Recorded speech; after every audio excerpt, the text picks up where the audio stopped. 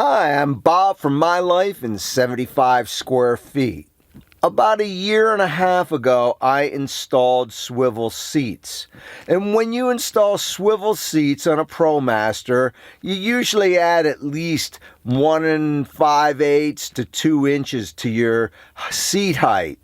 When you do that, your head ends up too high, and I think it's dangerous. So I'm going to tell you some of the things that I think are dangerous. First of all, this shelf is right in front of my head, as you can see. So if I get in an accident, look how close I am to this thing. My head will hit this. And believe me, if you hit this just easily, it hurts. I don't know what would happen from an impact of a crash, but I'm guessing you're going to have serious injury to death. That's one of the reasons. Another reason is you have too much of a blind spot, because now my eyes are up at this level right here, and that adds all this pillar into my blind spot, whereas if I'm down 2 inches, I'll be down in this area right here so I could look out. And trust me, I've had times when I didn't see cars because of that blind spot.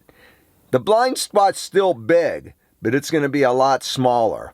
In today's episode, I'm going to be changing the bases for my seats. So there are a lot of steps to doing these seat bases. I got to take the swivels and the seats back off. It's going to be a pain in the neck. I have no idea how long it's going to take.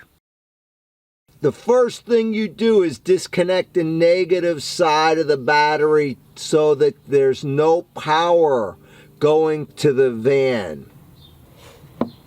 And the reason you do this is so that when you disconnect the wires on the seats for the airbag system, that you don't deploy the airbags, because if power is supplied, there's a high possibility you will deploy the airbags. Oh, you don't want to do that. Well, I guess nothing's perfect. I had to go borrow a couple tools. They needed a Torx wrench. It had to be 55, whatever it is. And then I needed an 18mm socket.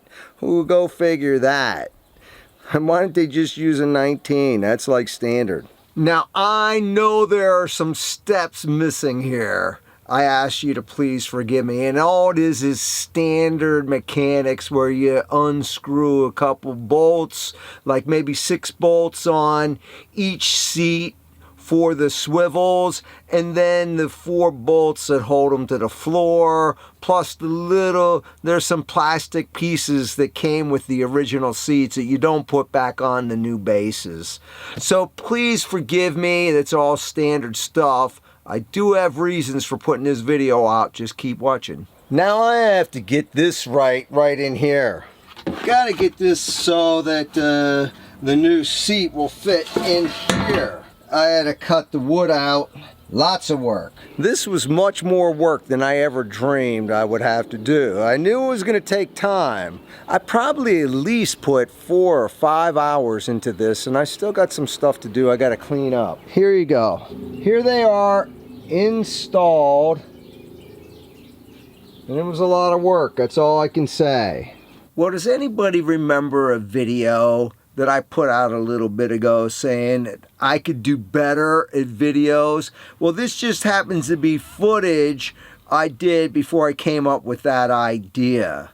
You'll notice a lot of steps are missing from this, and it's because I got so involved in my working that I didn't even think about video, and I forgot all about the videoing. The entire driveway was covered with tools and pieces of the seats. And my dad came up to me after like 2 hours, and he had the nerve to ask me, "Is that all the further you got?" I said, "Dad, look at the driveway. It's covered with stuff everywhere." One of the things I neglected to show what I had to do was right here. The whole emergency brake system had to be redone. And I had to disconnect it and reconnect it. That took at least a half hour to get that done right. This job was a much larger job than I thought it was going to be. I got it done, but it took quite some time. And the main reason I'm letting this video go out without all the pieces is it contains important safety information, especially about hitting your head on the storage area above. And I noticed in 2019, ProMasters don't have this anymore. I wonder if somebody got killed because of it.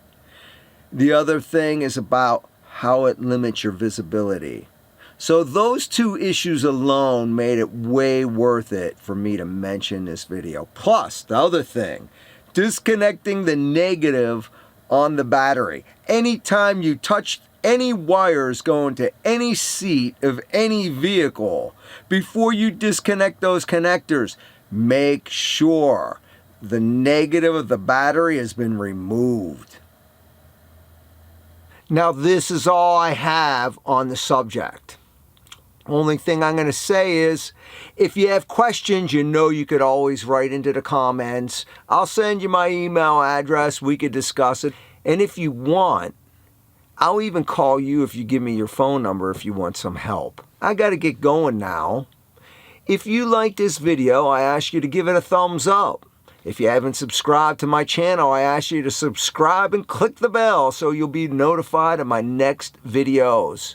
Gotta go now. Until next time, have a happy